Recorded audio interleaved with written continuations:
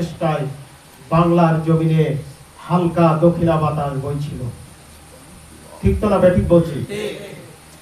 বিগত নির্বাচনে তার প্রতিফলন হয়নি।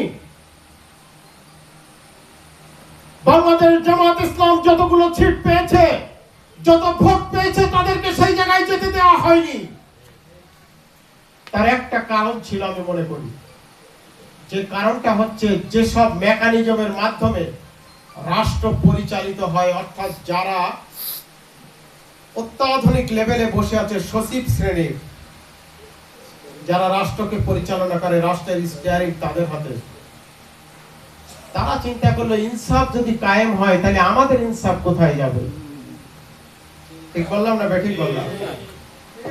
তাদের ইনসাফের যে লালসা, সেই লালসার কারণে বাংলার জমিনে